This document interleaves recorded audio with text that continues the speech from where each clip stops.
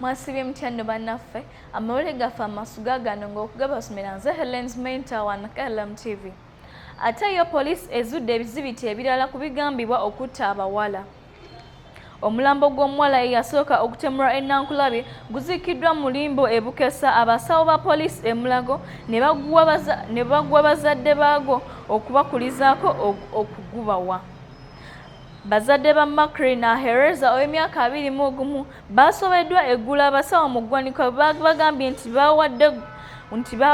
nti babawadde omulambo ogwabadde gusigiddwawo ku mulambo gw'abawala abana abattibwa e Nankulabye. Babadde balina kusooka kubakebera musaayi okugubawa. Hereza yasooka okuttibwa nga kigambibwa nti yatemulwa omuvubuka Musa Musaasizi nga February 22. Omulambo n'agutwala e Natete mu kkooti n'agutwala e Natete mu Kitoro Zone gye yagukumirako omuliro. Famire ya Hereza abasawo bagitegeeza nti ekyuma ekitereka emirambo emilago kyali kifudde nga baali tebasobola kumala bbanga ddene nga baguterese kubanga gwali gusiridde nga gusigaddewo magulu gokka. Susan Nuwandida omuto wa Hereza yagambye nti basooka ku poliisi ya Old Kampala ne babagamba bafune ekiragiro kya kkooti ekibakkiriza okuzuula omulambo gwabwe era ekibakkiriza ab'e Mulago abasawo okubawa omulambo gwabwe.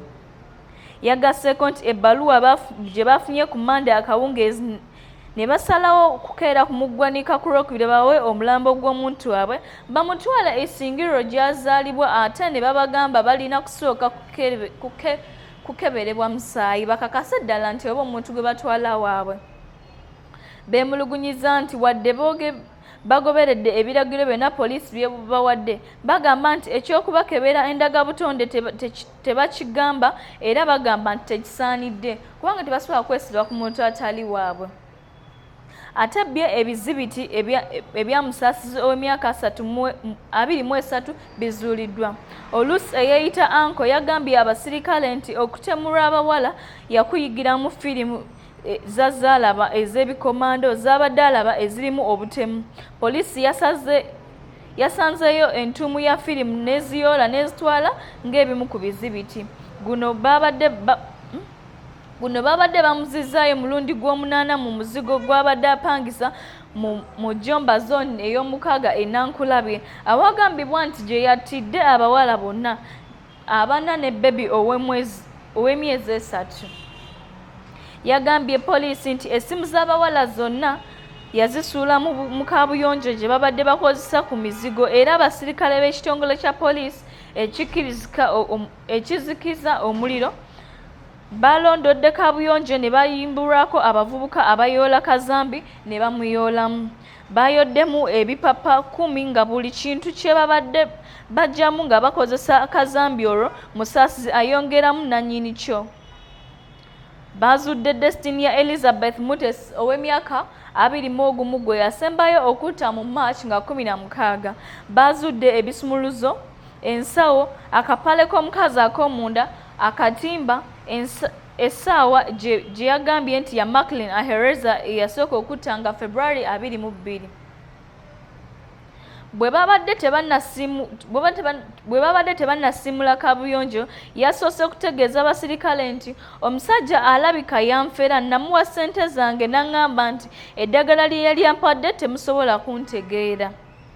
Musaasizi yakwatibwa wiiki ewedde mu bitundu by'e Wandegeya oluvannyuma lw'abasirikale okukwata banne abagambibwa nti babadde akolagana nabo okumukubira essimu basinkane mu wooteeri akamu e Wandegeya banywemu kacaayi. Nora Nabiri abasinga gwe baali bamanyi nga Norin mu Kivulu gye yali abeera yattibwa nga March 15. Omuwala yagambye nti Nabiri yali mukwano gwe nga batera okubeera bonna ku saaluuni. Yali muwala mweyagaza ennyo atagwa mu bbanga era buli kabaga nga kagendako addayo n'abanyumiza ebyabaddeyo. Yagambye nti mu Desemba wa Ssekukkulu ng'anaatera okutuuka Musaasizi yagenda n'akavangata ka ssente ak'emitwalo 5 n'atumya ebyokulya n'ebyokunywa gye yamala okunywa n'asasula ssente olwo Naabirye ne bagenda bonna ewuwe. Yagambye nti yamusuubiza okumutwala out ku Ssekukkulu era n'amusaba ssente emitwalo 10 asooke akole enviiri era wano nti Musaasizi yamuyita ewuwe Enankulabye Naabirye gye yamala ekiro bwe yaddayo mu banne yabalaga ssente emitwalo 10 ze yali amuwadde. Naabirye ne Musaasizi bafuukira ddala baagalana okuva olwo okutuuka lwe yabula nga March 14 n'alyoka attibwa nga March 15.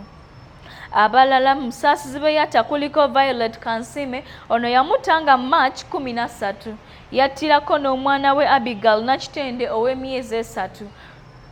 Omwogezi w'ekitongole kya poliisi ekinoonyereza ku buzzi bw'emisango Charles Masio Twine yagambye nti bafunye munnamawulire okuva mu batuuze nga waliwo omuwala omulala eyabula era bateeberezebwa nti naye yandiba nga yamutta omulambo n'abaako waagusuula.